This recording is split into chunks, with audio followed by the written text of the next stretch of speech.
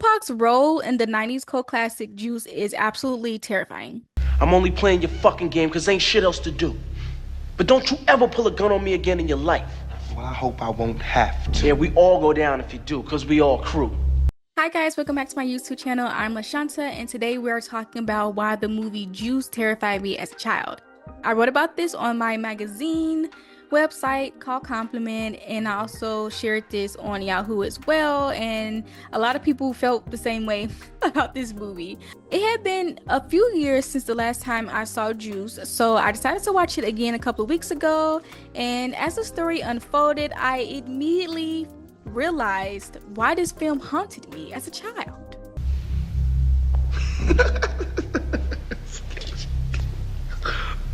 Look at this. The brother finally decides to stand up like a man and throw down. Too bad Raheem had to die first, huh? What begins as a story about four friends in Harlem dabbling in petty crime quickly spirals into betrayal and violence when one becomes absolutely obsessed with respect and power, aka the Juice. Starring hip-hop icon Tupac Shakur as Bishop, alongside Omar Epps as Q, Khalil Kain as Raheem, and Jermaine Hopkins as Steel, the 1992 film was made on a $5 million budget and grossed $20.1 million. Now, I'm not sure how true this part is, but apparently this was the first movie role for Tupac, Khalil Kain, and Omar Epps. Juice mixes the suspense of crime thriller with the fear of real-life situations. Q, Bishop, Raheem, and Steel skip school to hang out with each other. The boys are in a gang, but they defend each other when needed because Bishop was kind of like the hot-headed friend, so he was the one that was getting into like the mix with all the other people, and then his friends kind of came to his defense and, you know, helped him get out of that situation. Bishop is basically tired of being harassed by a neighborhood gang, so he insists that the group get the respect they deserve. He suggests robbing the local store that they often steal from, but Q, who was an aspiring DJ, was basically like, why we gotta, like, I'm not sure about this whole plan. Raheem and Steel side with Bishop, which I'm pretty sure they regret it. They eventually regret it. Q was basically like, okay, I'm gonna agree to do this despite having a DJ competition the same night. That kind of was their alibi when something happened. So there was an alibi.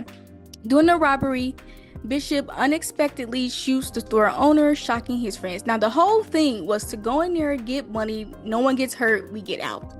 Of course, Bishop had other plans. He always had other plans. It was always in his mind. Fleeing to an abandoned building, the group argues about the shooting, and when Raheem tries to disarm Bishop, Bishop fatally shoots him.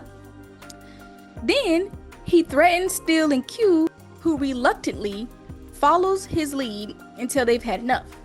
Later, Bishop injures Steel and sets his eyes on Q next.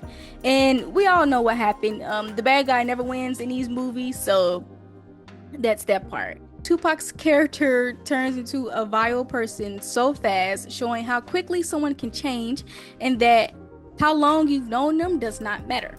Betrayal is truly terrifying. Raheem, Q, and Steel never expected Bishop to turn on them for power. Their trust became his leverage. Though these characters are fictional, Juice did teach me that when I first watched it to always trust my instincts and be careful about who I call a friend. Cool. Always will be. I just came to see what's up.